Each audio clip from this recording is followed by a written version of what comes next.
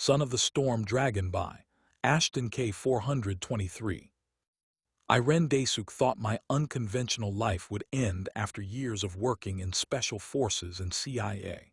So imagine my surprise when I was died and was reincarnated as a dragon of all things in this world filled with magic and monsters. This is the story of my adventures in the greatest journey of all time, under the new name Rimuru Tempest.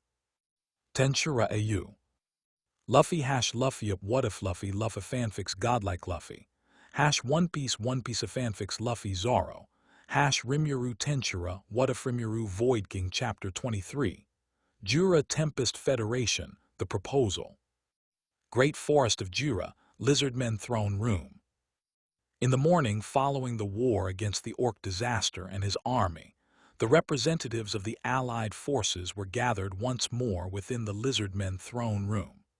A meeting was about to take place to discuss the future of the Great Forest of Jura and what to do with the remaining orcs. A lot of the previous night had been spent counting up casualties, treating the injured, and preventing further violence against the orcs who had been weakened without the effects of starved to bolster their strength.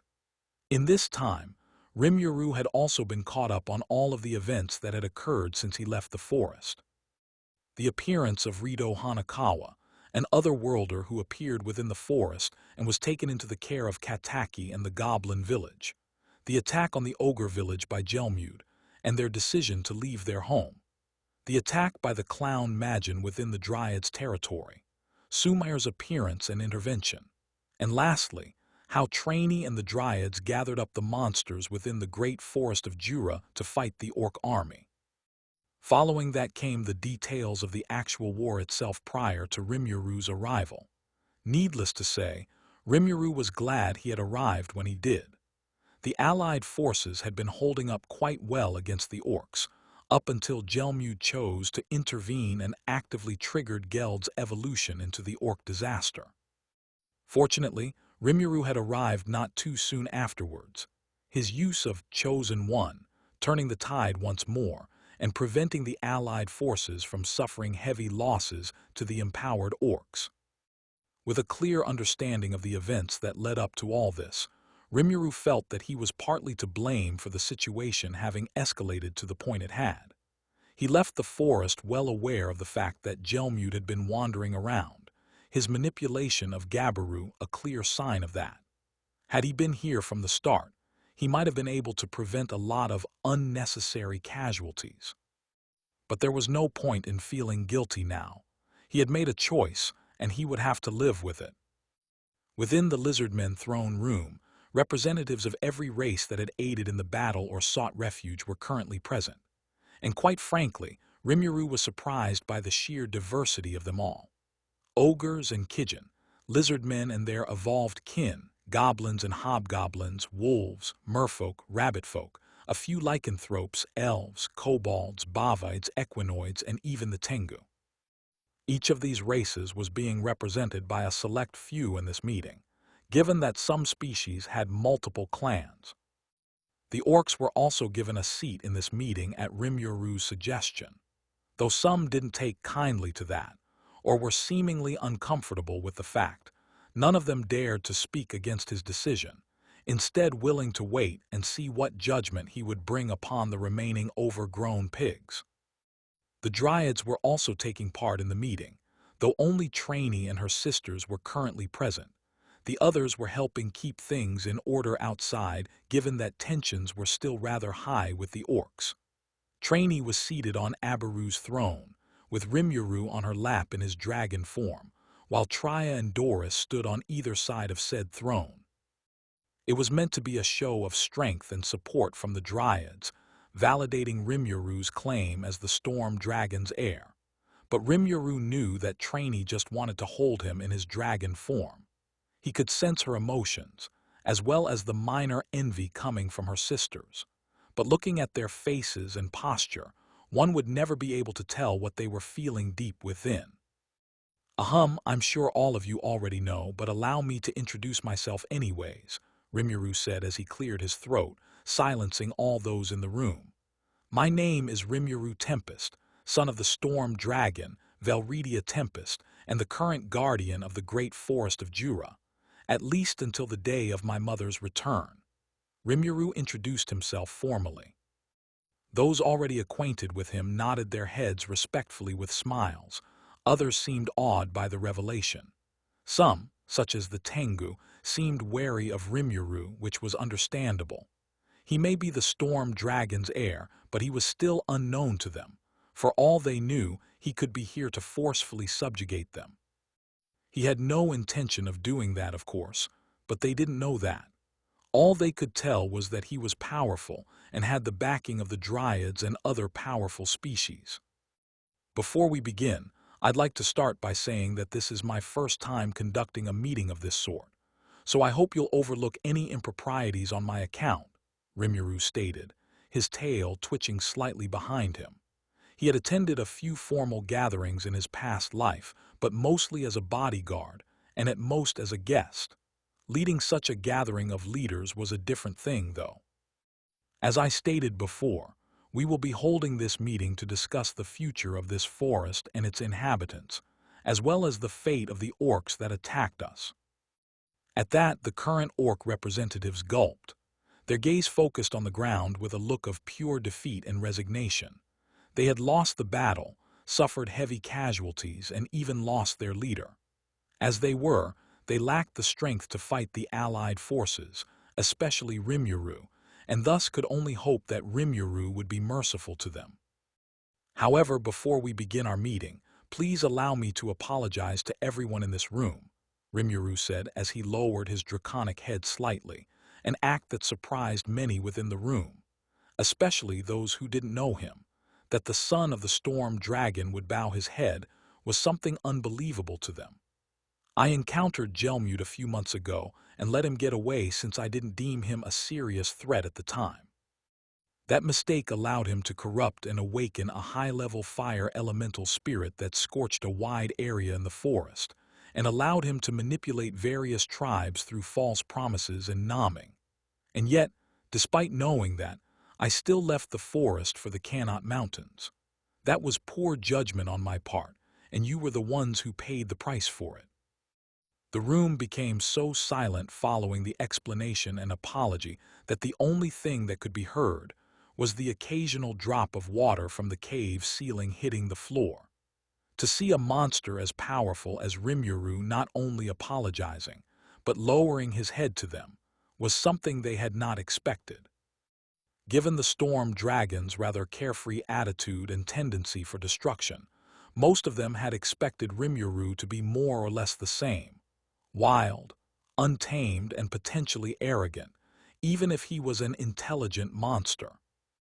And yet, his first act when addressing them was to accept his own faults and apologize to them. The various races had equally various reactions to his apology and actions. Others were relieved by this, as it was a sign that Rimuru wasn't as evil and destructive as the storm dragon, or worse, Charybdis. For others, this made Rimuru seem like a more approachable guardian as opposed to the storm dragon. And of course, there were others who viewed him bowing his head as a sign of weakness for Imagine, who was obviously vastly superior to them in terms of power. "Lord Rimuru, please raise your head," Akatsuki said, his voice cutting through the silence that had filled the room. "What happened here was a result of our own carelessness. Even with the strength you granted us, we were unable to secure a quick victory against the Orc Lord before it could evolve. This failure is ours alone. HHMM, in the end, it was your timely arrival that ultimately saved us. Had you arrived a moment later, the casualties on our end would have been catastrophic," Abaru said as he nodded his head in agreement. "So you have no reason to apologize, Lord Rimuru. If anything, we're grateful." Looking around, Rimuru noted that most of those present were of the same mind, which helped alleviate the small guilt he had been carrying. "All right then, if that's how you feel," Rimuru said with a nod.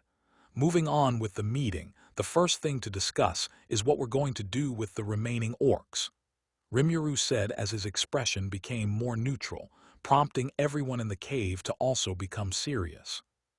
The orc representatives tensed up when they heard that they were the first topic of the meeting, but they kept their heads lowered and didn't even try to speak for themselves.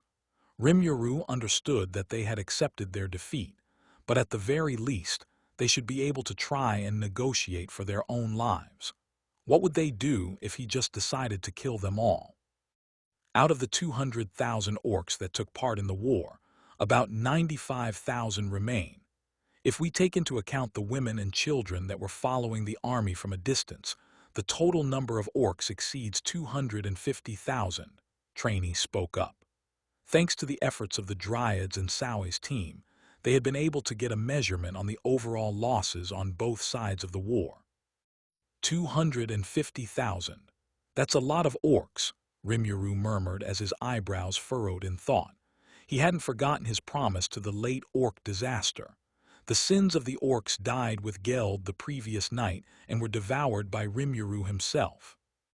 The problem was what to do with all of them. Rimuru couldn't send them back to the kingdom of Orbic, since knowing the situation there, it would only be a matter of time before they all starved to death or were exploited once more. Of course, keeping them here was also a bit of a challenge. Orcs were known for being rather gluttonous, and feeding 250,000 of them would pose a challenge. "My lord," one of the orcs suddenly shouted as he threw himself on the ground in front of Rimuru and Trainee. Doris and Tria seemed prepared to act along with others in the room, but a headshake from Rimuru stopped them. If Rimuru remembered correctly, he was the son of the late orc disaster. The orc prostrated himself, pressing his forehead against the floor. "I know I have no right to ask, especially seeing as we were the ones who attacked your domain, but please spare my people, have mercy. Take my life as penance if you must," the orc shouted as he pressed his head harder against the ground. A moment of silence passed as everyone looked at the prostrated orc, before their gazes turned to Rimuru for his reaction. Rimuru, for his part, remained calm, his draconic features giving nothing away as he thought about how to proceed. "How exactly is killing you supposed to help me or your people for that matter? The way I see it, your life holds no true value when compared to all the other orcs," Rimuru stated coldly, causing the orc to flinch as the harsh truth was laid before him. In the end, he was just a single orc out of thousands. Even if stronger than his kin, the orc prince was still weak compared to Rimuru and most of the monsters present. With a sigh, Rimuru continued, "Your death will solve nothing. And as the leader of your people, it falls to you to lead them through whatever trials may follow next, so you can't throw away your life so hastily." Rimuru then went on to explain the situation of the orcs to everyone in the room. He told them of the situation in Orbic, and the plight the orcs found themselves in at the time, as well as the lengths to which Geld went to try and provide for his people, only to fall into the hands of Gelmud in his most desperate hour, resulting in the birth of the Orc Lord. The Orc disaster, Geld, made a choice. He chose to bear the weight of his sins if it meant securing a future for his people, even if that meant becoming a blood-stained and sinful person, Rimuru said as he closed his eyes in thought. "If nothing else, I can at least admire his resolve to do whatever it took to provide for his people." "My king," the Orc Prince murmured as tears welled in his eyes. In his final moments, the Orc disaster made a last request.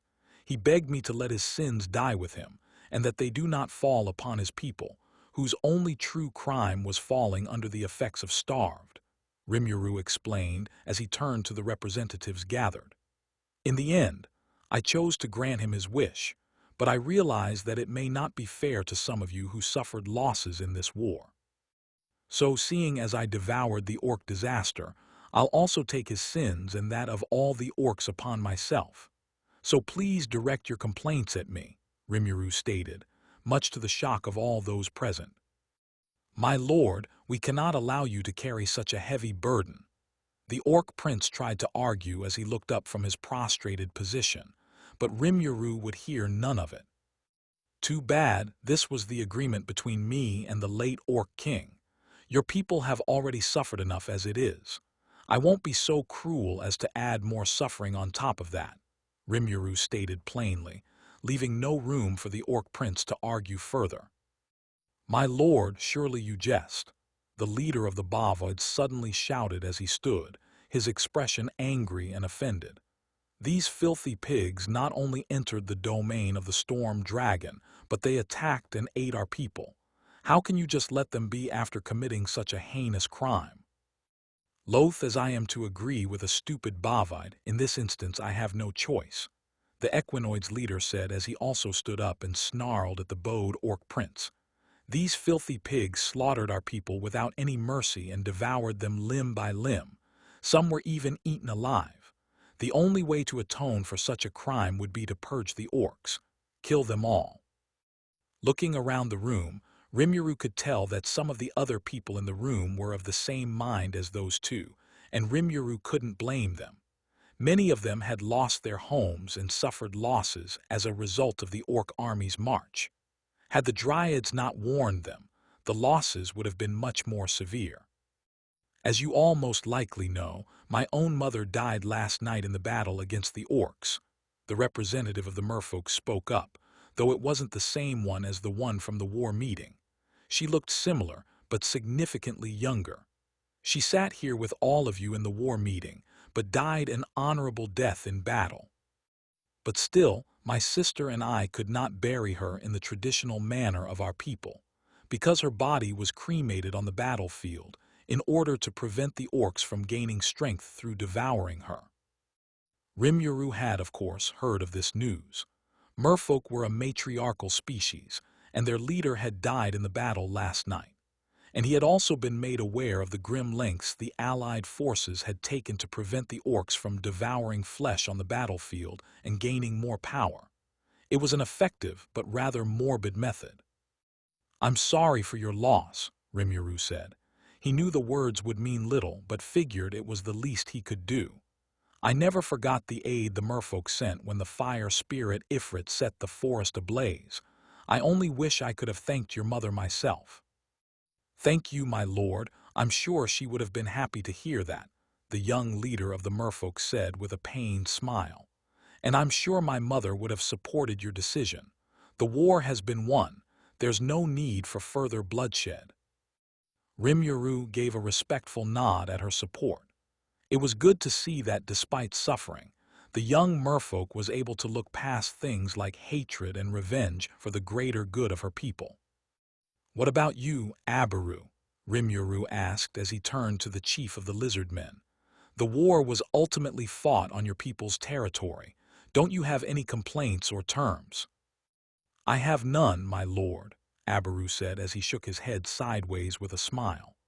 "Ultimately, this battle was won because of your intervention, making you our savior. Besides, my people have long since sworn loyalty to you, so if you have chosen to take on the sins of the orcs, then we will abide by that decision and support it. The same goes for me and my people. Like many others present, my people's village was also destroyed by the orcs, and we too suffered casualties. And while I do sympathize with the loss of the others, we must remember that there has always been one immutable rule amongst all monsters. Survival of the fittest, Akatsuki said as he stood up, addressing the other representatives. Rimuru immediately remembered his mother saying those very same words on the day he met her. It was a warning that was meant to prepare him for the harshness of this world. The moment our respective forces faced each other, they were both prepared to fight and potentially die in battle. This is true. For better or worse, survival of the fittest has always been how we as monsters operated. And in this case, we were too weak to deal with the evolving orcs, Abaru said in agreement, with a nod of his head. Gelmute even tried to exploit my people through my own son by claiming he could help protect the forest and bring prosperity given the instability that followed the disappearance of Lady Velredia. If Lord Rimuru had not appeared before us, we never would have known of this Magin's schemes. How many of us would have easily rejected such an offer in such a time of uncertainty and instability? The only difference between the orcs and our respective races was that they were in a far more desperate situation that Gelmute and his master were able to easily exploit. This drew murmurs of understanding and reluctant acknowledgement from the majority of the representatives in the throne room, as Rimuru nodded his head in thanks to Akatsuki and Abaru. The storm dragon, Velredia, was regarded as the guardian deity of the great forest of Jura, who ruled and protected it for millennia, with her name and presence alone acting as a firm deterrent for any outside threat even after she had been sealed away. But after her disappearance, it left a massive vacuum that worried all the races in the forest and would have eventually led to widespread conflict that would have made many of them just as desperate as the orcs. The Dryads had been doing their best to keep the peace, but their influence was limited to the western side of the forest. In a way, the orc invasion could be seen as a blessing in disguise, as with most of Jura's most prominent races gathered, they could talk things over without resorting to violence.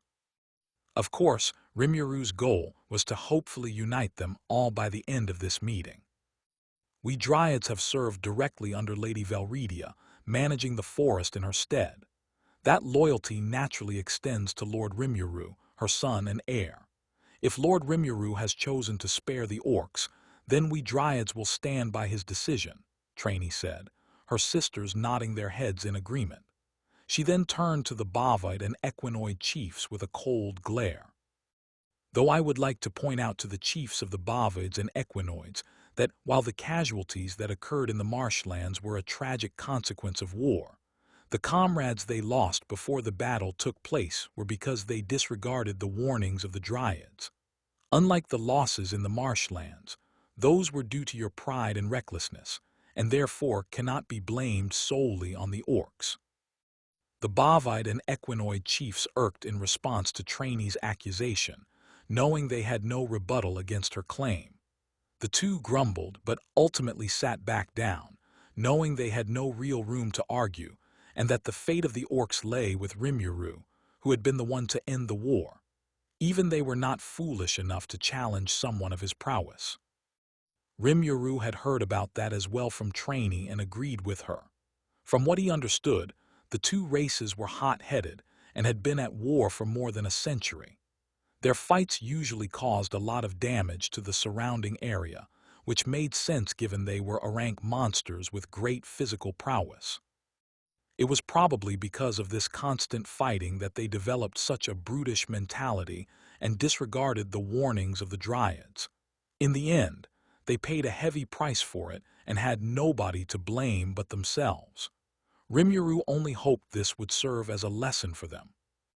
In the end, the orcs were in a desperate position and were used by Gelmude and the demon lord that he serves, Clayman the marionette master, Rimuru revealed, as everyone in the room turned their eyes towards him once more. I managed to get that much from Gelmude before killing him. It's highly unlikely that Clayman will leave us alone now that we have offended and opposed him. Returning the orcs to their barren wasteland would make them vulnerable to exploitation again, and next time, Clayman may directly involve himself. And I won't resort to killing an enemy that has surrendered and lost the will to fight. Either way, it's better to proceed with the assumption that Clayman and the puppet nation of Gistav may respond with hostility. All those present nodded their heads with a grim understanding of Rimuru's words. Returning the orcs to their homeland would leave them vulnerable to exploitation against them once more. And if a demon lord attacked in conjunction with an orc lord again, then the results might be devastating for the residents of Jura. And given that the demon lord in question was Clayman, there's no doubt they would need to be cautious. Clayman was the scheming and manipulative type, meaning it would be hard to predict his next move. If you don't intend to kill the orcs or return them to their homeland, is it a safe assumption that you are going to take them in? Keed asked, her question causing the eyes of the orcs, including the still kneeling orc prince, to look up at Rimuru hopefully. That's right, I'll be taking in the remaining orcs as my subordinates, Rimuru said to the shock of everyone present, as hushed whispers began going around the room once more. Rimuru turned toward the orcs, who were all teary-eyed at the potential for a brighter future. But you should know that I don't tolerate idleness. Work hard not just for yourselves, but for everyone in the alliance, Rimuru said sternly. The rest of the orc representatives quickly joined the prince on the ground in front of Rimuru, prostrating themselves in an act of fealty and submission. Of course, we promise to work hard and do our part to contribute to the alliance. The orc prince spoke with resolution as he pressed his head against the ground once more, an act that was mimicked by the other orcs behind him. Good, Rimuru said with a nod.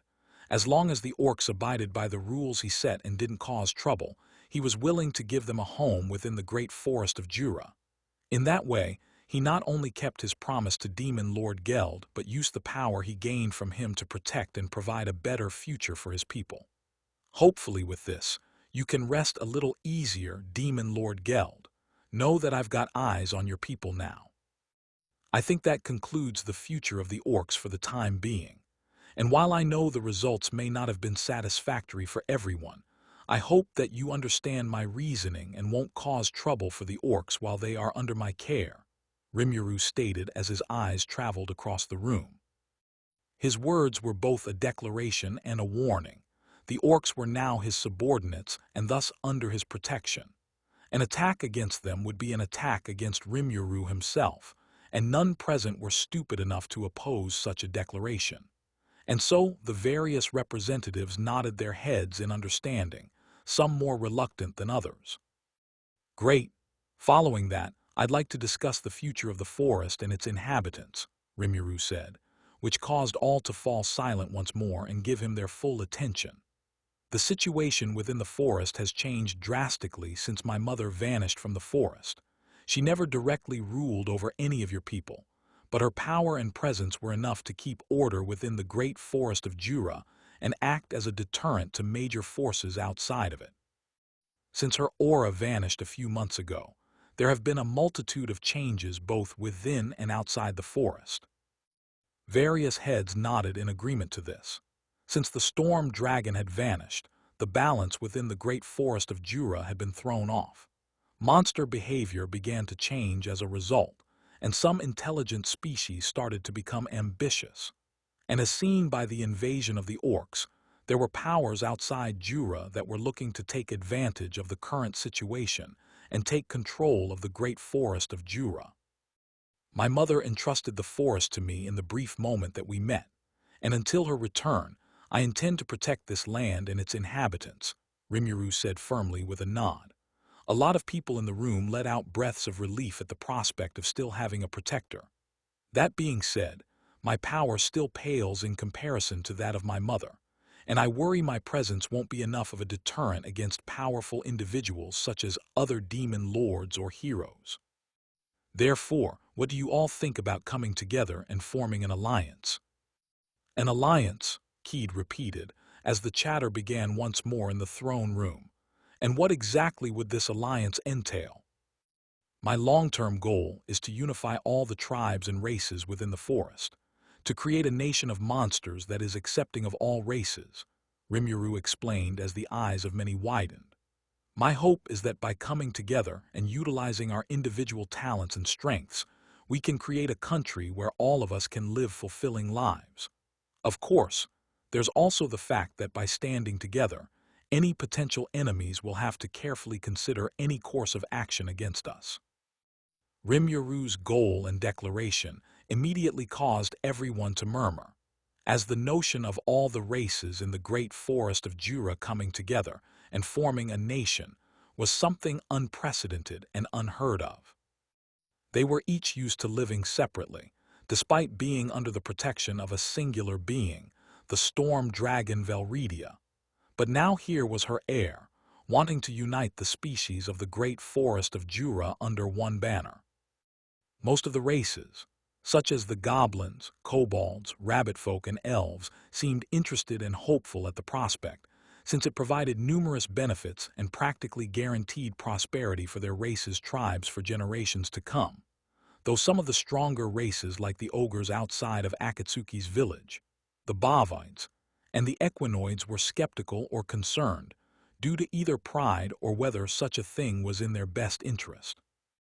Coming together like this would mean a great transformation in their daily lives, and the prospect of various races living in a single location was foreign to most of them. "If I may ask, Lord Rimuru, will we all be required to join this nation of monsters that you plan to establish in the great forest of Jura?" Keed asked out of curiosity. She had witnessed a fraction of Rimuru's strength and skill in the battle against the orc disaster the previous night, and after the confirmation of the Dryads, she had no doubt that he was who he said he was. But whether or not her people would follow him, or join this alliance he was proposing, depended on what she judged of his character and intentions. While her husband had assured Keed that Rimuru was a just and caring lord, she still had to judge him for herself. She still had to consider Sky Queen Frey. The Tengu had been lucky thus far that Frey had not attacked them in the last 15 years since Keed gave birth to Momaji. Otherwise, they would have had no choice but to surrender. Keed's hope was that by aligning with Rimuru, she would gain the protection needed to ensure the safety of her people, even if that meant the Tengu becoming his subordinates. It was a choice that might not be viewed favorably by all the Tengu, but one that she felt was in their best interest. However, whether or not she would proceed with that decision depended on how trustworthy Rimuru was in her eyes. She had to know of his ambition and goals, and whether he had the resolve to see it through, if he would truly protect those under him, or if he would just view his subordinates as pawns to be used however he wished. "I don't intend to forcefully subjugate anyone, if that's your concern. I find that loyalty genuinely given is better than one forced through fear and power. Each of you is free to make whatever choice you deem best for you and your people.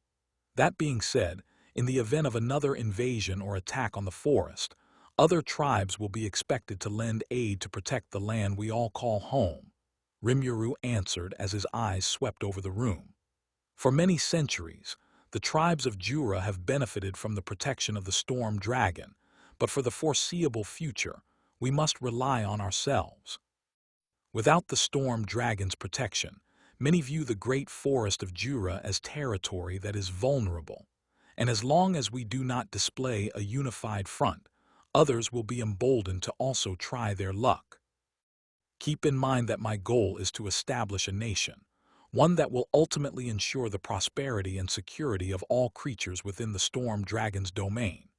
Each race and tribe possesses skills and abilities that others may lack, and it's only by bringing all these unique talents together that we can create something truly incredible," Rimuru said with a nod. His words met positively as many within the room nodded their heads with smiles. His vision was definitely something worth fighting for in their eyes. With time, as our influence grows to encompass the whole forest, I want to bring in more intellectual species within the forest, until all the intelligent species are united under one banner.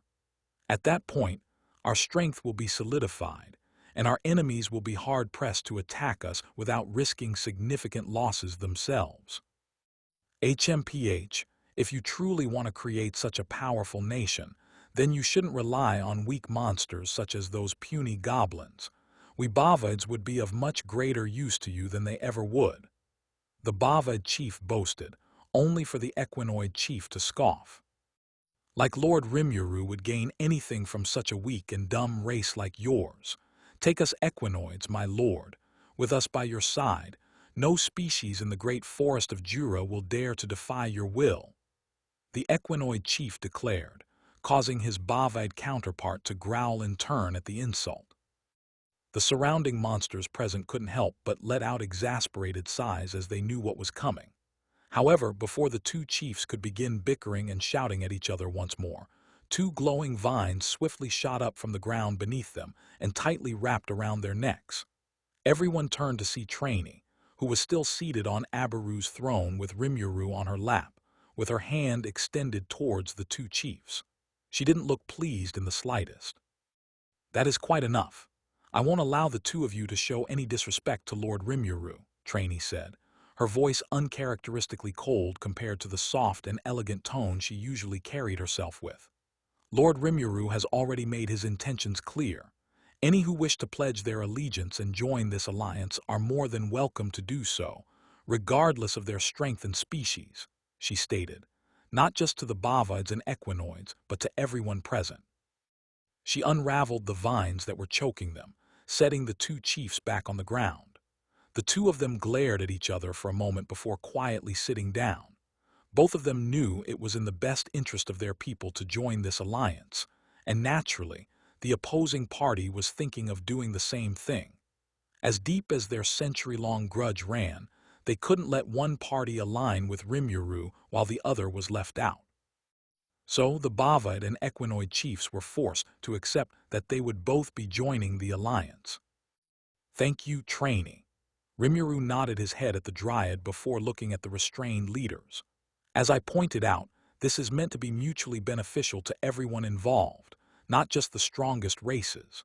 Just as my mother did not discriminate when she allowed various kinds of monsters to dwell within these lands, I have no intention of belittling weaker races," Rimuru said firmly, much to the relief of the smaller and weaker races such as the goblins and kobolds. "I firmly believe that every individual can contribute if we come together, regardless of their race or background. And while military might is an important part, that's only one part of a nation. Contributions in labor, culture, knowledge, artisan skills, magic, trade, entertainment, and other such practices are all major contributing factors. I won't tolerate discrimination and abuse of others just because they are perceived as weaker or less than. My hope is that should you join this alliance, that also means you're willing to accept others within it and treat them as though they were members of your own tribe. After all, what is a nation if not one big tribe? We will all be one people." The message was clear to all who were present. Any tribe that wished to join the alliance under Rimuru couldn't simply abide by the survival of the fittest rule. Power alone would not dictate one's place and position within the alliance. Their roles and significance would be determined by what they could contribute to their nation, and while strength would be important for defense, other things would be needed to ensure prosperity for all of them. Rimuru's approach also meant that any true importance needed to be earned rather than simply given, ensuring the weaker races also had chances to prosper.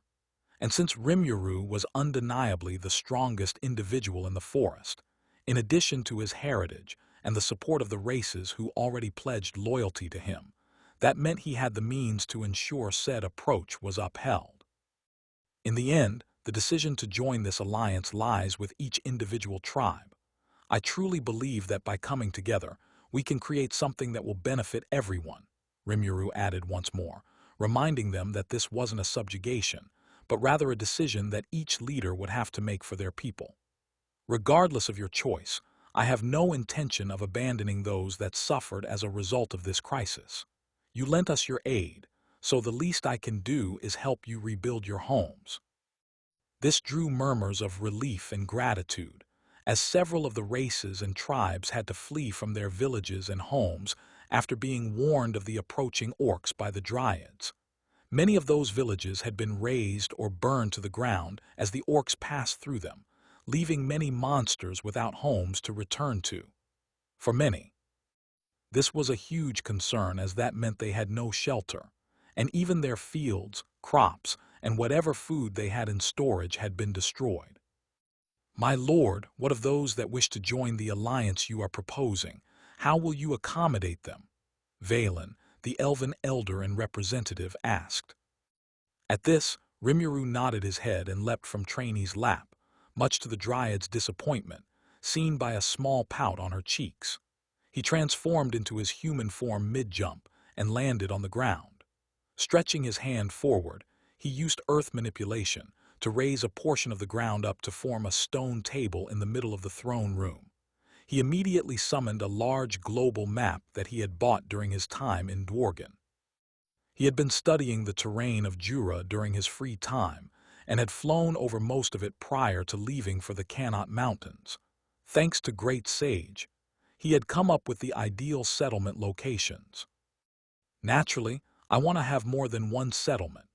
The Great Forest of Jura is a vast domain with vast resources that, if used wisely, could greatly benefit all of us. For the time being, though, I plan to establish 4 towns across the land that will serve as the main towns of our nation moving forward, Rimuru stated, as he placed 4 house-shaped figurines on the locations he and Great Sage had agreed to be the most suitable. The first will naturally be the Goblin Town under Rigurd. I plan to establish that as the nation's capital, mainly because of its proximity to the sealed cave, and because we've already begun development there. The second location will be the land that borders the sea, located between the sorceress dynasty of Saurian and the harpy queendom of Fulbrosia. This will be our fishing port. It will primarily be responsible for the catching and distribution of fish to other towns, and perhaps in the future even serve as a source of trade with other nations. The third town will be located in the mountains that border the armed nation of Dworgen. This town will also serve as a mining port, providing various metals and minerals located in the region. The fourth town will be located along the Amd River on the eastern side of the forest. We will also build a few farming villages near these locations in order to sustain them. As things settle down, we will form a proper supply chain based on these towns and villages, and some may shift towards specializing more in certain things than others, creating a properly balanced system. I see you've thoroughly thought this through, my lord, Akatsuki said as he looked at the map and thought of the amount of consideration Rimuru had put into this. Well, I have been sitting on the idea for a long time now, Rimuru said with a shrug of his shoulders. Besides, I can't take all the credit. Great Sage did most of the heavy lifting when it came to mapping out the best geographical locations. Besides, even with the shelter and future agricultural issues solved, there's still the matter of immediate food, at least until we reach the first harvest season, Rimuru thought with a frown. The main issue stemmed from the absurd number of orcs that Rimuru had taken in. How the hell was he supposed to feed over 250,000 gluttonous mouths, as well as the thousands of other monsters? At most, they could rely on the bounty of the forest, but even then, relying solely on foraging and hunting in regards to such a large population would no doubt have negative impacts on the natural environment. I believe we may be able to help with that, Lord Rimuru, Trainee said with a smile as she raised one hand. Oh, do tell, Rimuru encouraged her to continue speaking. Well, the domain of the Dryads is also home to the Treants, a magical tree species that can be considered our male counterparts. In fact, the Treants make up the majority of the population, Trainee said, to which Rimuru nodded. He remembered sensing many magical trees in the area when he visited the Dryad's domain.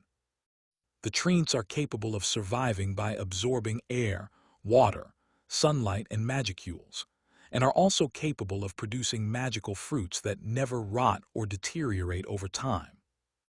Wait, are you saying? Rimuru muttered as his eyes widened.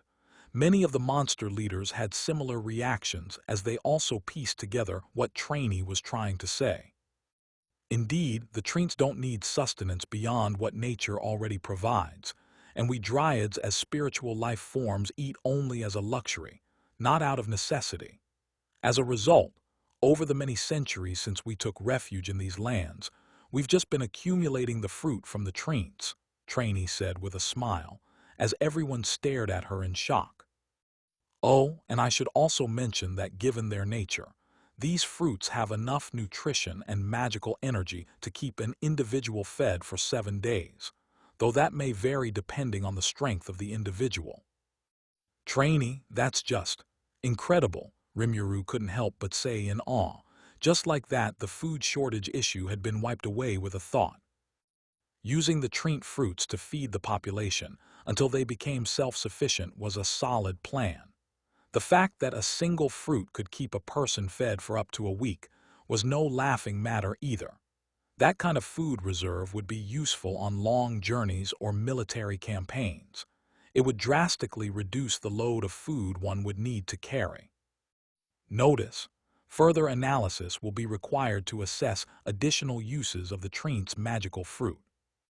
Agreed, once things have stabilized and the towns can now rely more on agricultural produce, we can experiment more on those fruits, Rimuru thought. Judging by Trainee's words, They should be able to offer a steady supply in the future even after what they have accumulated has run out. This is the basic foundation of the nation that I plan to establish within the great forest of Jura. Anything more than this will be determined by our actual population size and those who choose to join the alliance, Rimuru said as his gaze swept over the gathered tribal chiefs. As I said before, this is an invitation to be part of the change that is coming, not me subjugating you. My people and I have already sworn our loyalty to you alone, Lord Rimuru. Whatever path you envision for us, we will gladly follow, Akatsuki said as he went down on one knee and bowed his head, an action that was mimicked by Benimaru, Sawai, and Shin behind him. Similarly, many of the ogre clans within the forest have also expressed their desire to serve under you since hearing your name, and even more so after seeing your strength, he added, as the other ogre chiefs also went down to their knees and bowed their heads. Rimuru was relieved to hear that. He still had to talk to Akatsuki later on about the destruction of his village. That ogre village had been the closest thing he had to a home since coming into this world, and his failure to protect it after the ogres swore their loyalty to him was something that weighed heavily on Rimuru. Still, he was glad that Akatsuki and his people would join the alliance. Naturally, he would keep them close and relocate them to the goblin village he himself would be staying in. Naturally, the same can be said for us. We'd be honored to take part in such a grand vision, Abaru said as he also went down on one knee. His children and advisors quickly followed suit. Rimuru nodded his head appreciatively for their support. Though we are not deserving of such mercy, we are truly grateful for this opportunity you have given us, the Orc Prince said as he and his fellow representatives once more prostrated themselves. We swear on our lives, we'll work hard and atone for our crimes, even if it takes our whole lives to do so. Rimuru could feel the sincerity behind that proclamation, and while he knew the orcs had a difficult road ahead of them in terms of being fully accepted by everyone else, he had a feeling they would be able to settle quite fine given the time. Please allow us elves to also join your alliance, my lord, Valen the elven elder said as he and the elf representatives also bowed their heads. Despite our specialization in magic, we elves are a rather peaceful race, which has made us mostly unsuited for these lands where might makes right. Many of our people have already left the forest in search of work elsewhere due to these struggles. Our people would only stand to gain from receiving your protection and joining this alliance. Unlike the monsters that dwell within the great forest of Jura, elves were considered demi-humans much like the dwarves. They had an average lifespan of 500 to 800 years and had a much higher magical tolerance than humans, making them well-suited for magical practices. That being said, the average elf couldn't hope to match high-ranking monsters such as the bavoids and equinoids, and more often than not, they were subject to slave trafficking among the humans. The only places Rimuru knew of that were truly safe for elves were the Dwarven Kingdom and the Saurian dynasty. The elves within Jura lived in scattered tribes despite originally being one people. Even then, it was common for individuals or groups within these villages to leave home in search of better standards of living. According to Valen, many of them struggled to settle, and his village in particular suffered due to the ongoing war between the Bavids and Equinoids. And thus, they saw seeking Rimuru's protection as their only true chance of peacefully settling down. At first they had been wary, given the Storm Dragon's reputation, but meeting with Rimuru themselves and seeing both his strength and wisdom, they truly believed he would protect them. If that's your decision, then I'll welcome you with open arms. Your people will be safe under my care, Rimuru said with a nod, prompting Valen and the other elves to smile in gratitude before bowing their heads further. Rimuru had an idea of the challenges the elves faced within the forest. Aside from filling him in on the details of the war, Trainee had also given him a rundown of the various species that were gathered. He wasn't that surprised by their choice. Thank you, my lord. We'll work hard to repay this kindness, Valen said sincerely, to which Rimuru nodded his head. Lord Rimuru, the goblins and Tempest wolves also swear their loyalty to you and the Alliance. Many goblin villages have even requested to also join us, Rigurd said proudly. He was serving as the primary representative and spokesperson for all the goblin communities that had taken part in the war or sought shelter. Kneeling or bowing their heads behind him were Kataki, Rhea, Rigger, and a few goblin chiefs. Rimuru could even feel Ranga's affirmation, despite the alpha wolf being within his shadow. The goblins and wolves pledging allegiance came as no surprise to Rimuru. They were the first to pledge allegiance and had been faithful and loyal since. They had seen firsthand how their lives had improved under his protection, and now with his influence growing, they would only benefit more from the growing alliance. Our people would be honored to also join your alliance, Lord Rimuru, the new merfolk leader said as she, her sister, and the other merfolk representatives went down on their knees and bowed their heads. Rimuru accepted their pledge with the nod of his head.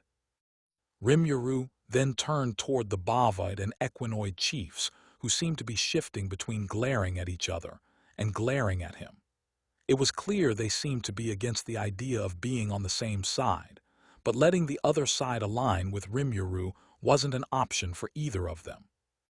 And what about the two of you? Rimuru asked the two thick-headed chiefs. He already knew what their answer was. The only thing holding them back was their pride in each other.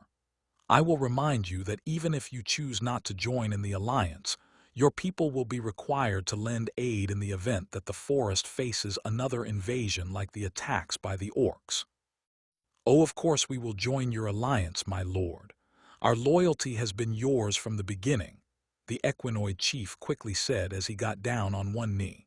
The Bovad chief, not wanting to be left out or outdone, quickly followed suit. Naturally, the same goes for us, Lord Rimuru, the Bovad chief said as he quickly got down on one knee and bowed his head. Oh, both of you, Rimuru said as he feigned surprise.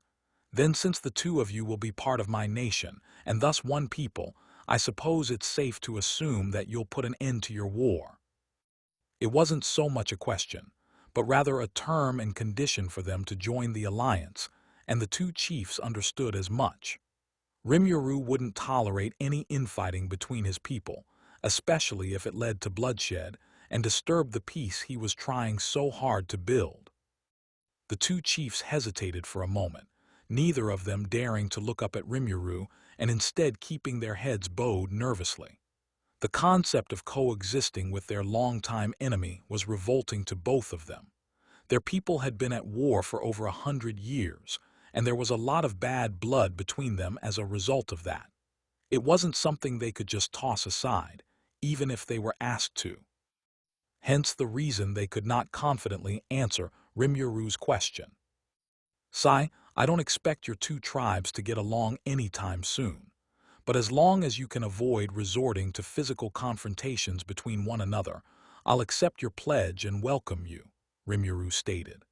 Having been a soldier himself, he knew that war-based grudges didn't die overnight. He'd have to figure out a way to separate the two races for the time being. Thank you, Lord Rimuru.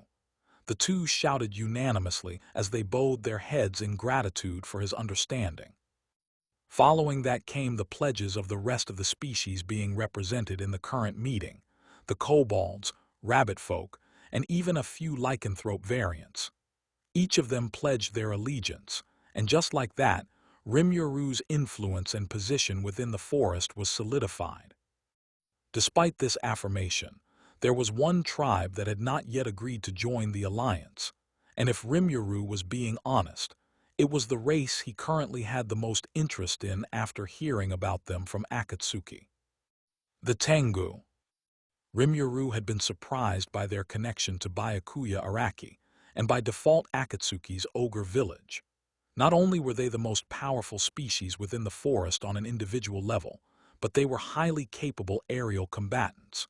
While the Dragonoots and Dragoons had wings and could also fly, they lacked the same experience fighting in the air that the Tengu did due to having recently evolved from lizard men. If anything, they could stand to learn a lot from the Tengu. This point was further proven by the fact that the Tengu tribe had been defending themselves against Demon Lord Frey and her harpies for a long time. He had to gain the support and loyalty of the Tengu, not just to boost his nation's strength, but in order to drastically improve their aerial capabilities. "And what of the Tengu? Have you come to a decision on your stance, Lady Keed?" Rimuru asked as he turned his attention to the Tengu matriarch. There was much more he wanted to say, but he wouldn't allow himself to look weak or desperate. He had an image to maintain, after all. "I have. But before I give you my answer, Lord Rimuru, I do hope you'll indulge one last question from me," Keed said with a serene smile as her golden eyes met Rimuru's emerald ones. She had heard and seen enough to know that Rimuru's vision for the future was sound and logical. This coalition, if well led, would grow into something that would change the very foundation of the forest. It would be foolish of her not to join. However, she still had to know the extent of Rimuru's ambitions before she could give her definitive answer. "You want to know what my own goals and ambitions are, not those of the nation I'm building," Rimuru stated, having expected this. Keed's smile widened a fraction as she nodded her head. The personal goals and ambitions of a king often dictated the very direction and action of the nation he led. Thus far, Rimuru gave them promises of unity, security, and prosperity, but he had yet to talk of his own ideals and what he wanted to achieve himself. It was only natural that they would want to know. They were literally putting their lives into his hands, after all. "To be honest, I don't have any ambitions other than living a comfortable life with those under my protection. I just want to live out my days among those close to me," Rimuru said with a smile before his expression became a little bit serious. "But unfortunately in this world, such luxuries are only afforded for the strong, and the weak are quickly devoured. In order to create that peaceful life for myself and those I cherish, to create a home where we can all smile, I have to get stronger. Much stronger than I am right now," Rimuru said as he looked down at the palm of his hand before clenching it. "That said, if you're worried about me pulling us into war out of desire for world conquest or anything crazy like that, you can rest assured I have no such intentions. I have no desire to save the world or rule it, only to look out for my own and live a peaceful life," he concluded. He had already lived one life in service of his country and trying to maintain world peace. And while living a life truly free of worry was impossible given his position as a leader, he wanted to live as much of a peaceful life as possible this time around. He'd let demon lords worry about world dominance and heroes worry about world peace. Though if either made an enemy out of him and his people, then that was a different issue. "I see, that is very reassuring to hear," Keed said with a relieved smile as she joined the other tribal leaders and went down on both knees. Hearing Rimuru's words and the conviction behind them had been the final nail for her. Now she could be certain that her people would have a long future and would be protected if they joined this alliance. "Lord Rimuru, please grant the Tengu the esteemed honor of joining your alliance and pledging our loyalty to you," the Tengu matriarch said as she closed her eyes and bowed her head respectfully, the other Tengu with her following suit.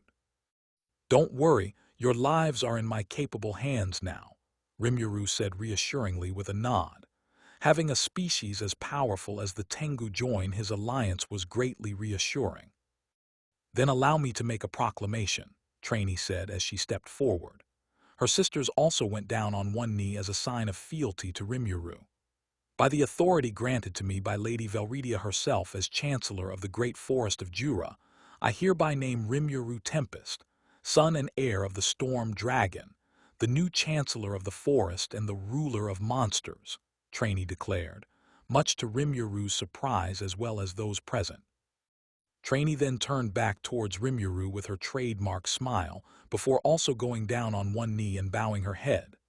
"Of course, the establishment of an alliance, let alone a nation, is not complete without a name. I assume you have a fitting name for this coalition, right, Lord Rimuru?" It was hard to tell whether she was actually asking him, or if she just expected Rimuru to have the answer stuffed somewhere in his pocket. Still though, naming a whole nation, that's something that will define us forever. Given Mother's rule over the domain and my founding of the nation, I think the family name Tempest should be at least a part of it. And the name should also retain a portion of the land's identity for easy recognition. Rimuru thought to himself for a few seconds, using thought acceleration to give himself more time. After a moment, his eyes widened as the perfect name clicked. Our nation will be called the Rimuru Tempest Federation, or simply Tempest for short, Rimuru declared as his eyes swept over the room. The name is meant to honor my mother who has served as the domain's guardian, as well as recognize me as its founder through our shared last name. How wonderful, a truly fitting name, Trainee said with a beaming smile. Though if Tempest is going to be the name of our nation, may I suggest calling the capital Rimuru, Trainee said. Rimuru immediately felt a sense of dread and embarrassment at the proposal, but before he could open his mouth and reject. That's a great idea, Lady Trainee, Rigard said eagerly as he brought his right fist down onto the palm of his hand. Indeed, it's quite the fitting name, Akatsuki said with a smile as Abaru nodded with a smile of his own.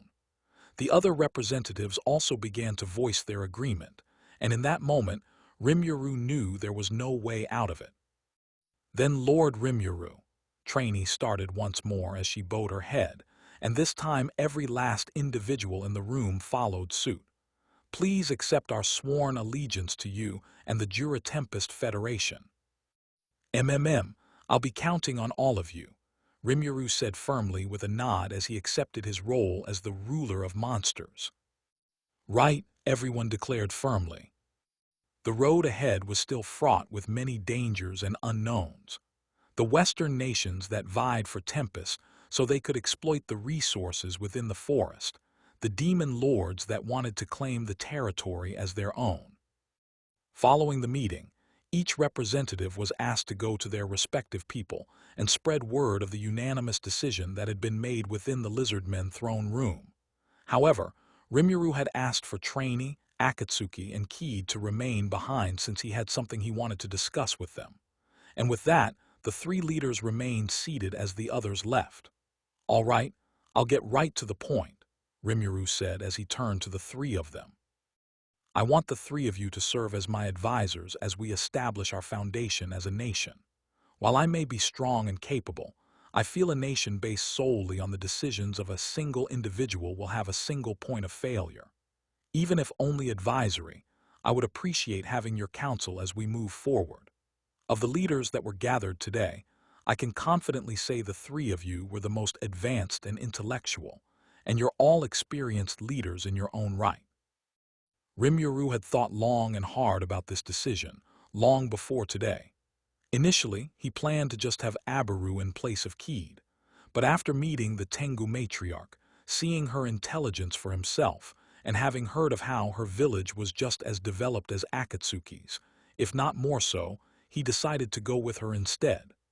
Akatsuki was a veteran leader from a warring clan, and Trainee had served the Storm Dragon and had been keeping the peace within the forest on her behalf for centuries, making her a prime candidate. My lord, that is an honor beyond anything I was expecting to receive today.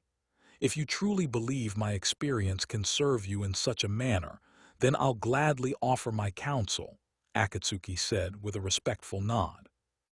I too would also gladly serve as your advisor, Lord Rimuru, however, Trainee contemplated as she brought her index finger to her chin. I worry for my sisters and the Treants. Given that your influence has covered most of the forest, it's safe to assume the Dryad's ability to operate within the forest has also risen.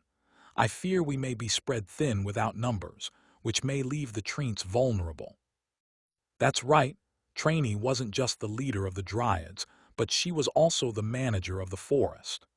The Dryads could not leave their domain for two reasons. The first being that the Dryads were spiritual life forms, and their physical bodies were tied to the trees within their domain, and the second being the unmoving Treants. For that reason, taking Trainee away from her sisters and the rest of the Dryads was ill-advised. It's okay. The Dryads will continue to watch over the domain as my mother instructed, and with my extended reach, you're right to worry about being stretched thin, Rimuru said with an understanding nod. So instead, you will make an appearance and serve as an advisor during major events rather than day-to-day management. This would allow Trainee plenty of time to lead the other Dryads, while still giving her a public and recognized position. While I am also honored, my lord, I don't know how much use I can be to you in my current state, Keed said as she gestured to herself. You see, my body has been depleted of all magical energy since giving birth and naming my daughter. This battle alone has drained a significant portion of my strength. It is only a matter of time before I'm bedridden and of no use to you. Rimuru couldn't help but frown at that news. Keed wasn't just valuable as a seasoned leader with a strong reputation as the goddess of the mountains, but she was also Hakuru's wife of more than 300 years. Not to mention, they apparently had a 15-year-old kid. If not for the benefit of the Rimuru Tempest Federation as a whole, then Rimuru wanted to help Keed out of thanks to Hakuru for his teachings. Notice, the Tengu are a race born from the incarnation of an angel into a direwolf. Based on my analysis, Keed is the origin point of the current Tengu within the forest. An angel? Why not? There are demons and spirits, so why not angels too? Rimuru said, not even bothering to question the variety of species in this world. Is there a way to help her? Keed, I mean. Answer, it is advised that Master rename her. Though this would only partially restore her magic power.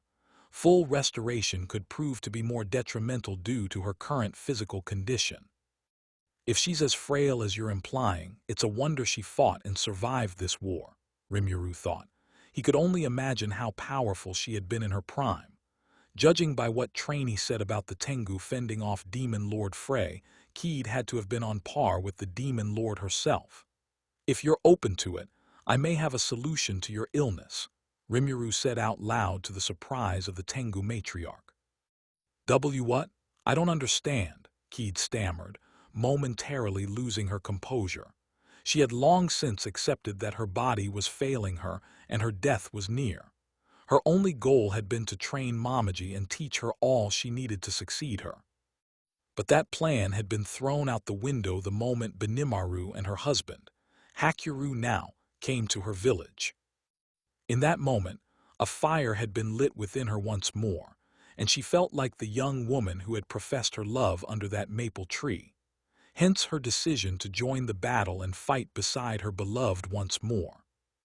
She knew her body would degrade further as a result of the strain, but she felt more at ease knowing that even if she passed, Momoji would now have her father to teach and guide her. But now, I can help restore a portion of your lost strength by renaming you. I can't restore your full power due to how your body has deteriorated since you were in your prime, but the magic energy you'll gain should more or less be equal to that of your people, Rimuru explained to her. Keed's eyes widened at the explanation. Doing this should allow you to live out the rest of your natural lifespan rather than succumbing to illness. Lord Rimuru, I don't have the words, Keed said in both awe and shock at the second chance she was being offered. The chance to spend the rest of her days with her beloved, to see Momoji grow into a woman and find love. It was more than she had dared to hope for since she lost her power. You don't have to say anything, Keed Araki, Rimuru said as he called out her new name. He figured since she was Hakuru's wife, he might as well grant her the same family name. The magic energy left his body and was absorbed into Keed's form. Unlike the previous times he named monsters, though, there wasn't a grand light show of evolution. Instead, those present could feel Keed's magical energy rise, her presence becoming more firm. When the flow of energy stopped, Keed stood a renewed woman. Her once pale skin had some of its color returned. What seemed like a frail body stood with the strength and grace of a matriarch, and her amber eyes, which had accepted her impending death, were revitalized. All in all, the woman she had been moments ago seemed like a ghost compared to how she was now.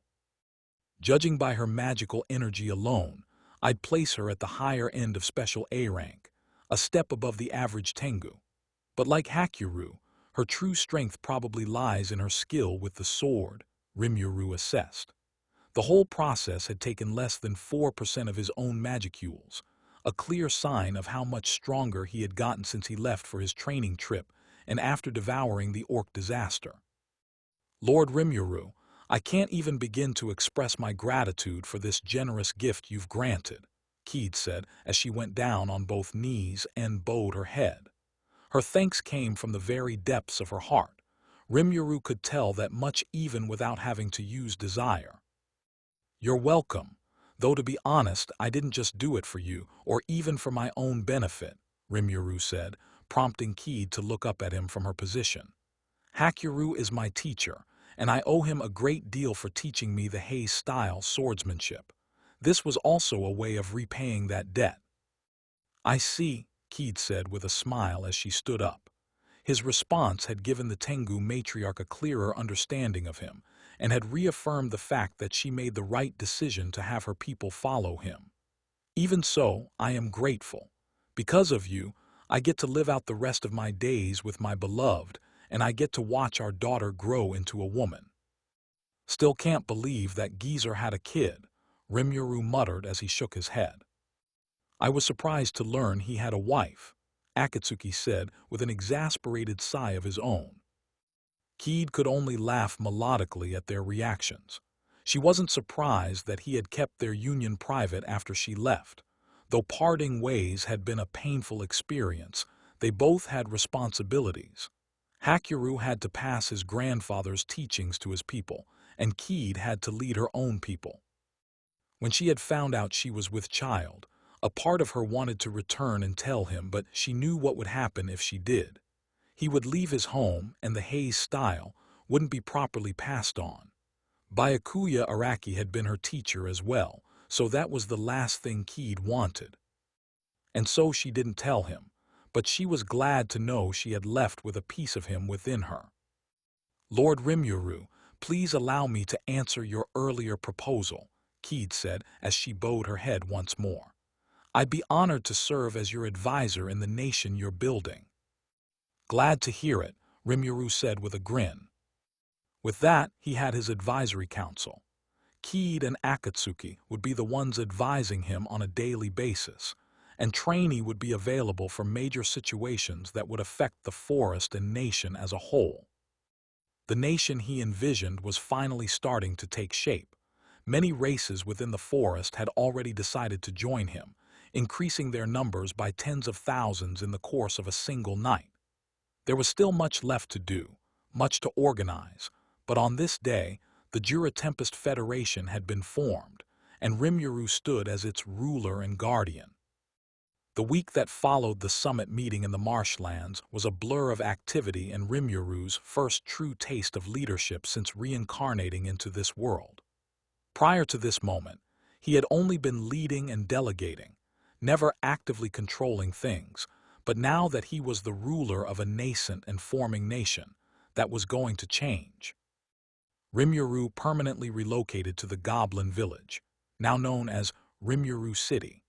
The same went for Akatsuki and his people, seeing as their village had been destroyed.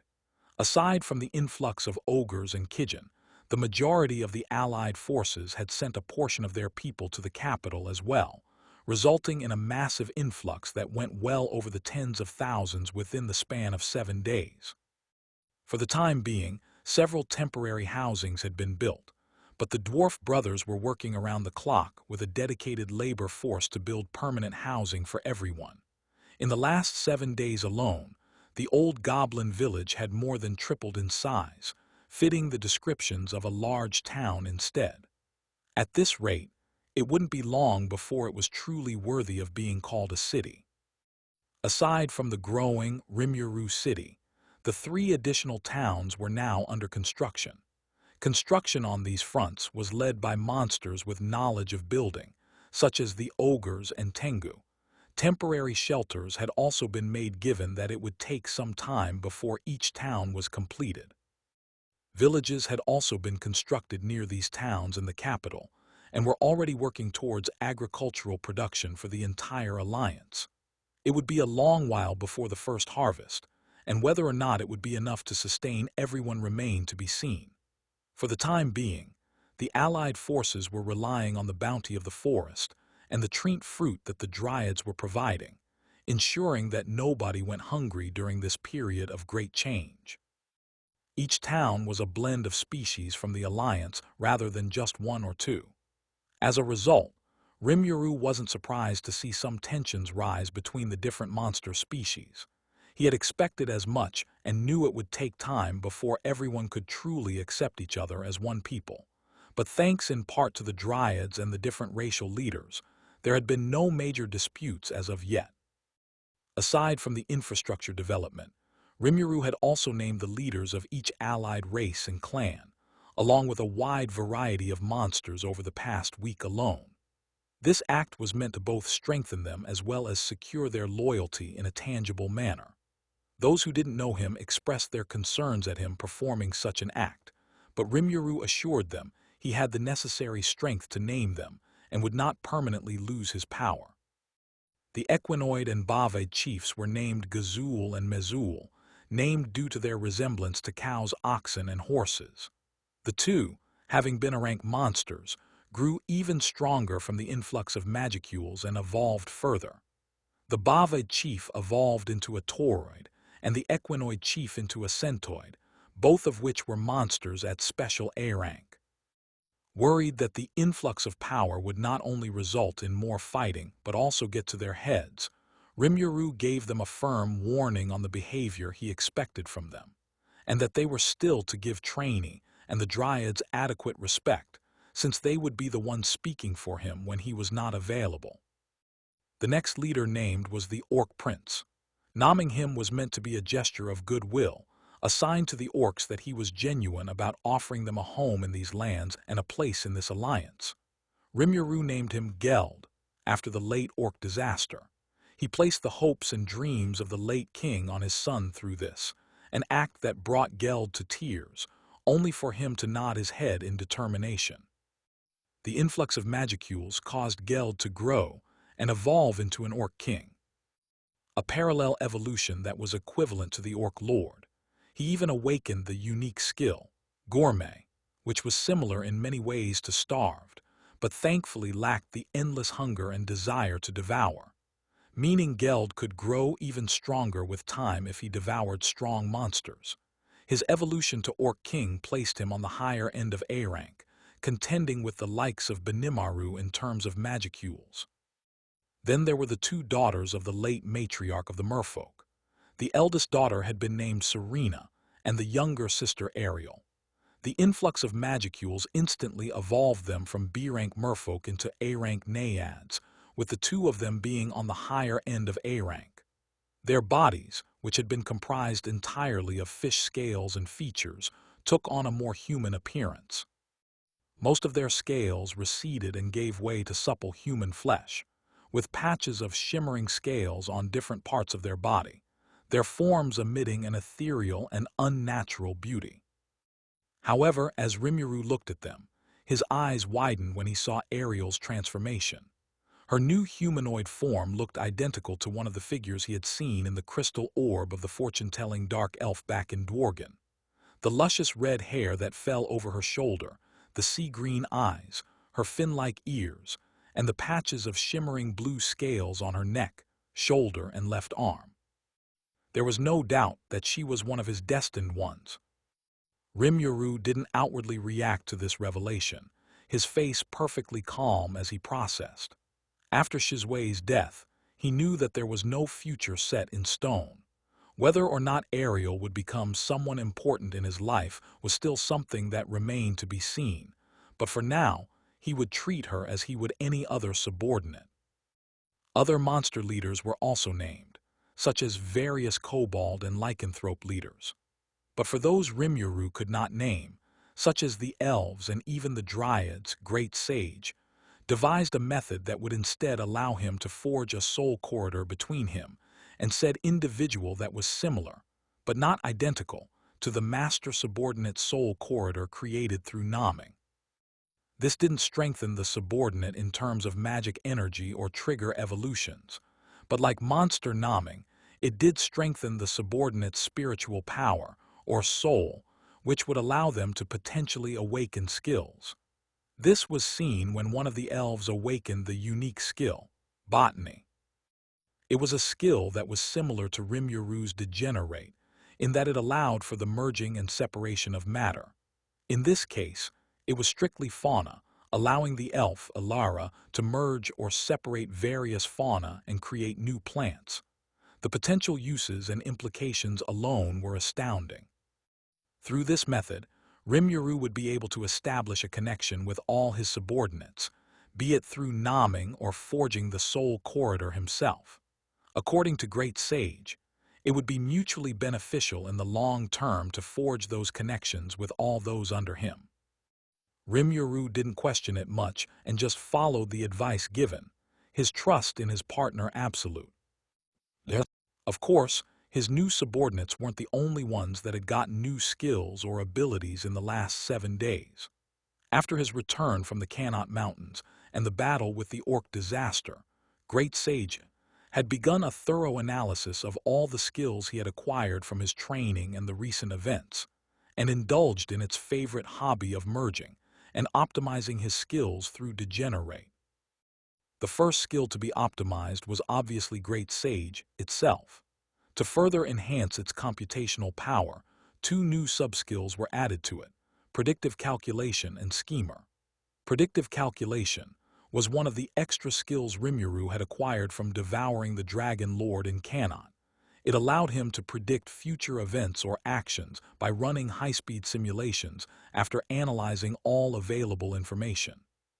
Schemer, on the other hand, was a skill that originated from the unique skill, Mastermind, which Gelmute acquired as a result of Geld, the First, evolving into the Orc disaster.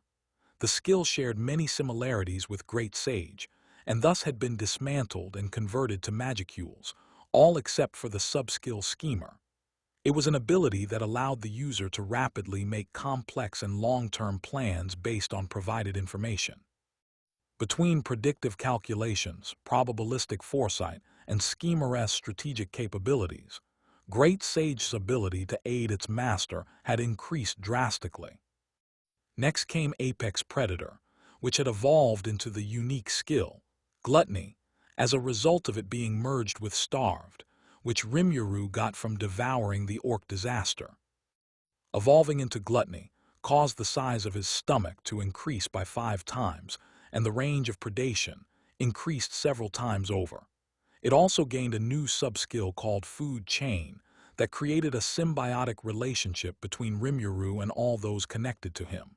And lastly, his Decay extra skill had been added to Gluttony in place of the Rot skill. This was due to the latter being deemed inferior. Next came Desire, which had evolved into the unique skill, Envy.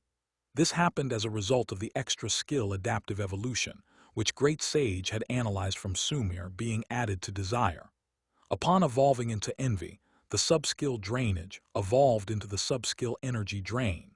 This skill allowed Rimuru to actively absorb magicules, stamina, even the life force of his opponents, and the environment for passive growth.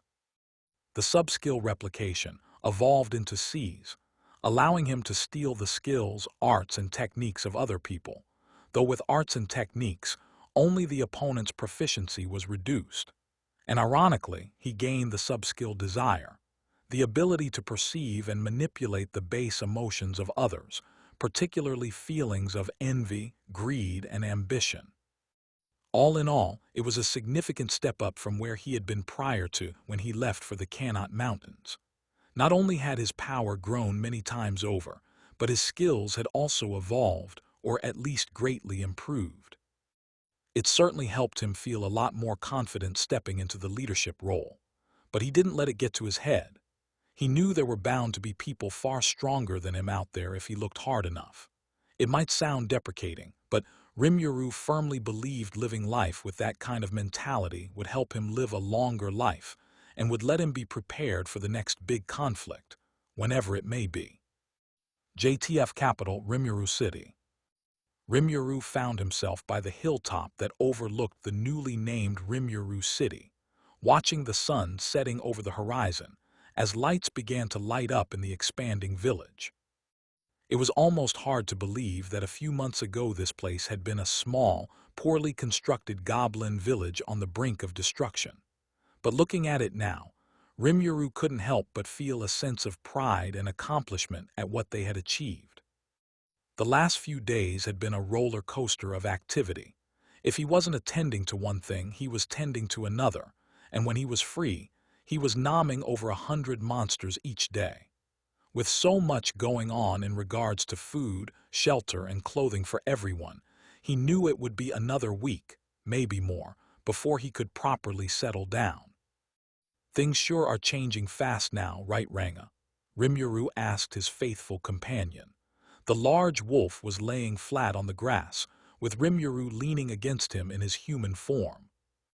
Indeed, master, the village has grown several times larger, and there is a wider variety of species now, Ranga said as he lifted his head from the ground, tail swaying gently behind him. And it will only continue to grow, Rimuru murmured. He could already see Rimuru City growing to a population of millions in time.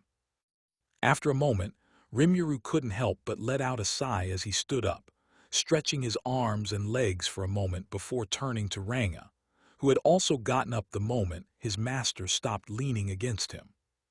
Let's head back, it's getting dark anyway. Right away, master. An hour after sundown, Rimuru was surprised when news came to him that Akatsuki and his family were seeking a private audience with him. And so, he made his way to the meeting hall which had been built, where Rimuru planned to have the capital's administrative building placed. Rimuru opened the door and entered the room. He saw Akatsuki and Sakura seated on one side of the large polished table in the center of the room, Benimaru and Shuna standing behind them respectfully. Upon his entrance, Akatsuki and Sakura stood, before the four of them bowed their heads in acknowledgement and respect. Be at ease, guys, Rimuru said, waving them off. He had no idea what was going on. But the very air in the room was filled with nervous energy. Rimuru took his seat opposite Akatsuki and Sakura as the two sat down.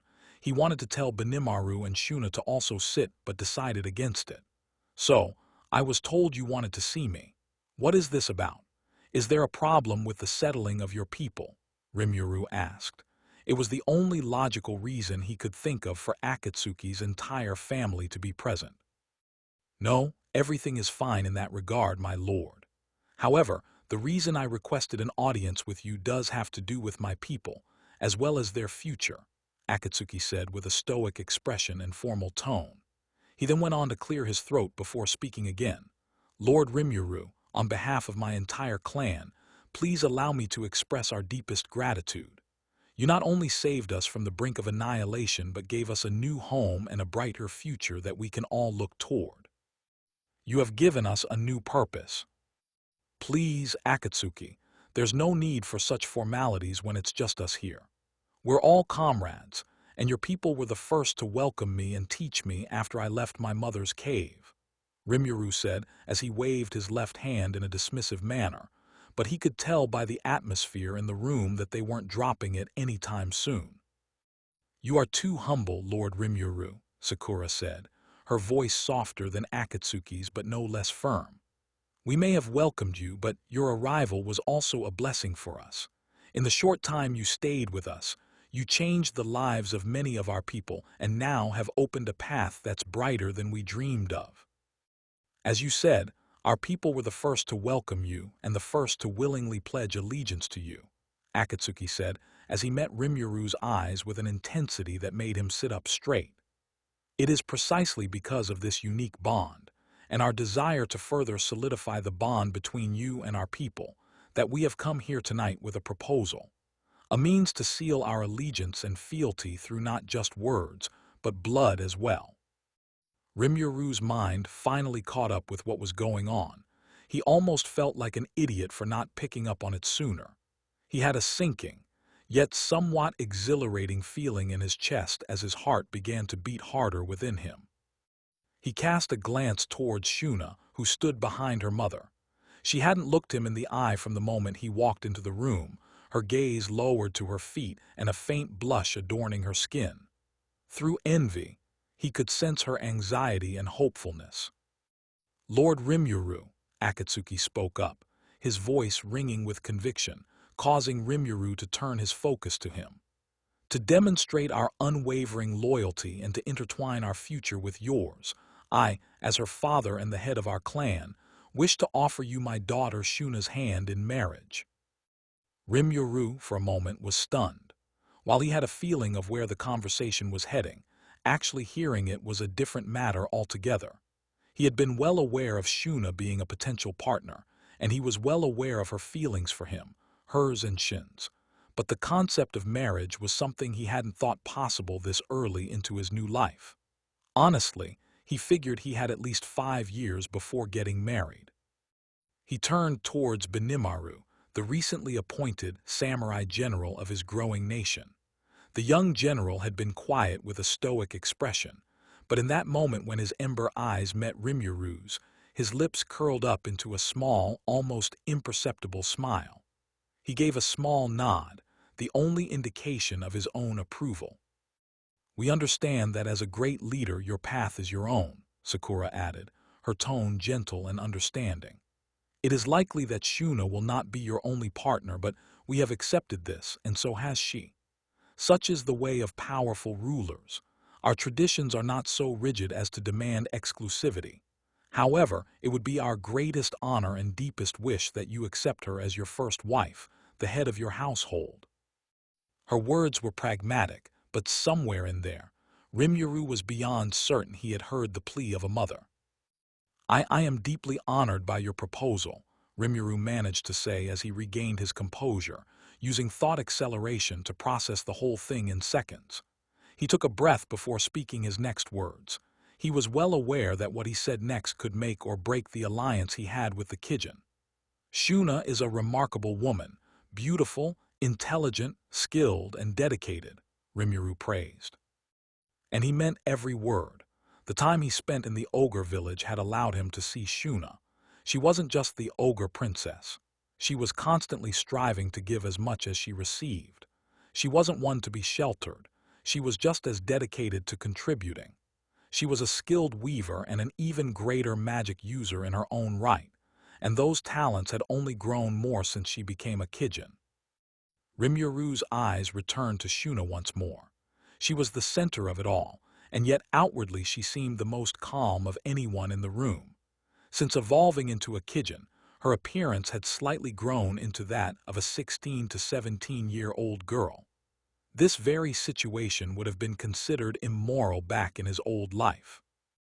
Rimuru quickly cut that thought before he dug a hole for himself.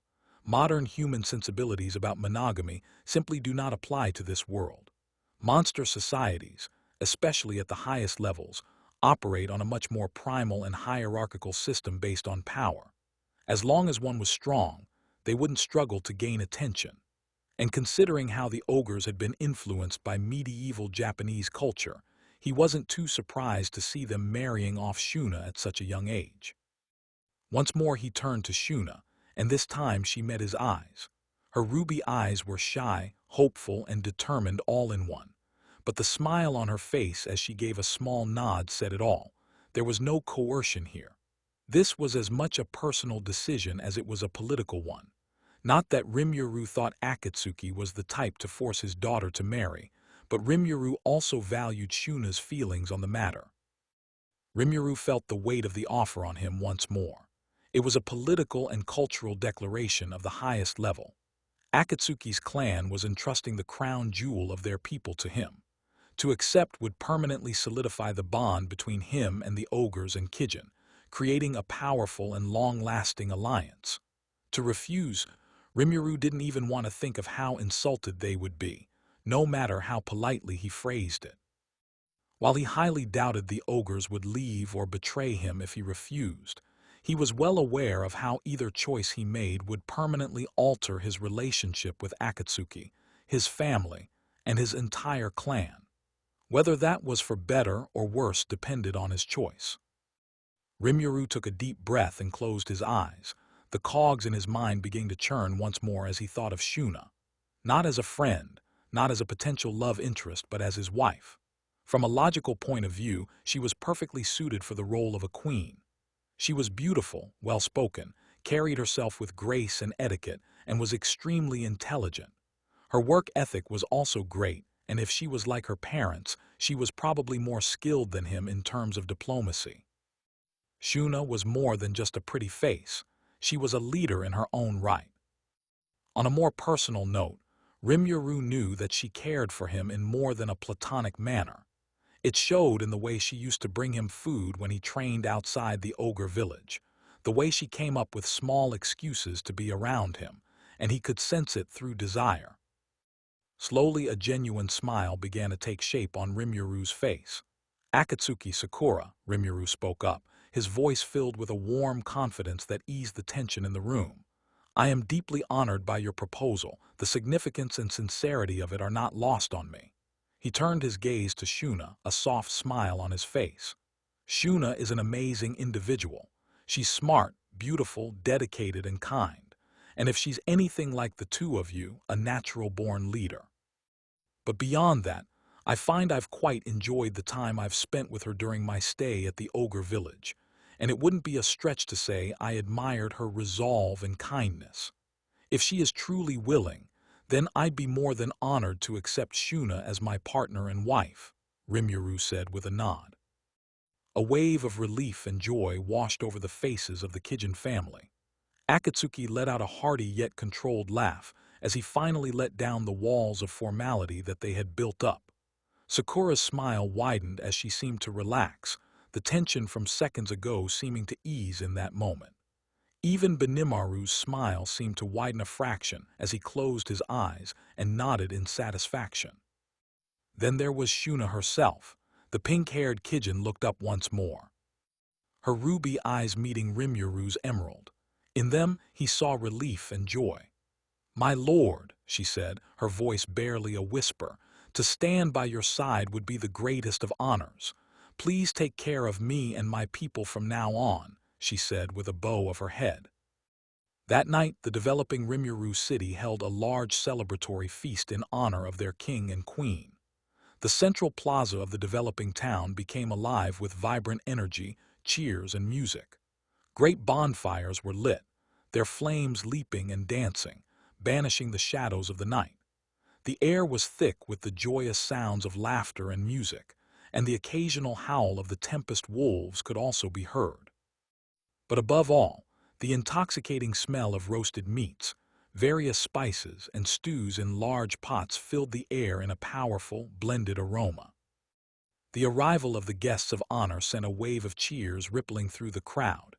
Rimuru, still in his human form, walked at the center of the crowd. He had foregone his usual attire and instead wore a more formal, dark blue robe for the occasion. Beside him, Shuna was a vision of radiant joy. She wore a beautiful white and pink kimono with cherry blossom patterns on it, a custom tradition of her people. Her hand rested lightly on Rimuru's arm as they walked through the cheering crowd, being led towards the special seats reserved for the bride and groom. "To Lord Rimuru and Lady Shuna," boomed Rigurd, his face streaming with tears of joy as he raised his mug of juice. "May their union bring eternal prosperity to Tempest." "To prosperity," the crowd roared back, the cheers echoing across the forest as the festivities began in earnest. That night, the residents of Rimuru City partied for hours. As the hours bled on, the bonfires burned lower and the moon rose higher. Rimuru eventually led Shuna by hand away from the main festivities towards a small, quiet hillock that overlooked the entire city. The sounds of the festivities below could still be heard, though they had softened some in the passing hours. For a while, the two of them stood in comfortable silence as they watched the flickering lights of the city and the celebration of their union unfolding below. Rimuru felt Shuna's hand tighten in his own, prompting him to look at her. When his eyes met hers, he saw nothing but joy, love, and satisfaction. As for Rimuru himself, he couldn't help but feel a profound sense of peace and rightness. Their union wasn't just a political arrangement, that much was clear now. It was the beginning of a shared life, a shared dream. With a smile of his own, Rimuru leaned in and pressed his lips against Shuna's. The distant sounds of the feast, the laughter, the songs, and the crackling of the large bonfires faded into soft murmurs as Rimuru and Shuna walked hand in hand down a newly laid path. Lights made from fireflies lit the way towards a house slightly larger than the others, set on the gentle rise overlooking the town. It had been built for Rimuru, not to serve as a primary residence, but to serve as a retreat whenever he was not attending to his duties as a leader. But tonight, it would be serving a different purpose. The door, crafted from polished wood, swung open silently under Rimuru's touch. The air inside was warm and clean, carrying the faint sweet scent of freshly woven silk and a flowery fragrance. It was clearly designed to be a place of comfort and relaxation. A low table sat in the center of the main room with plush cushions arranged around it, but their path led them past this, towards the sleeping quarters of the house. The bedroom was a space of tranquility. A large, low-set bed dominated the space, covered in layers of the softest silk quilts, courtesy of Akatsuki's clan, all in shades of white and pale pink. The only light within the room at that moment was the glow of the moon that came in from the windows, casting long, gentle shadows along the floor. Once they were in, Rimuru turned and closed the door behind them, effectively sealing the two off from the rest of the world. Now it was just the two of them in their own bubble, their own private world. Rimuru slowly turned from the door and found Shuna standing in the center of the room, bathed in the gentle glow of the moonlight, her beautiful visage making Rimuru's breath hitch for a second. She looked nervous, her hands clasped before her, and her eyes wide with a mixture of anticipation and maidenly apprehension. A slow, warm, and disarming smile spread across his face, a smile free of any hesitations. This situation was just as new for him as it was for her, but he had to be the one to take the lead for both their sakes. He walked towards her, his steps measured and sure. "Shuna," he called out, his voice a low, gentle murmur that was for her alone. He reached out not for her body but for her hair, his fingers gently working through the pins and ornaments that styled her hair for the celebrations tonight. One by one he freed them, placing the accessories on a nearby table until her magnificent pink hair cascaded down her back like a waterfall. His fingers gently combed through her hair, marveling at the softness. "You were beautiful tonight." Shuna's blush deepened as she leaned into his touch, a small happy sigh escaping her lips as she felt her nerves be soothed. "Thank you, Lord Rimuru." "Just Rimuru is fine," Rimuru corrected softly, leaning in until his forehead rested against hers. He felt the delicate hardness of her two horns press against his skin. "Tonight, and whenever it's just the two of us, I am just Rimuru."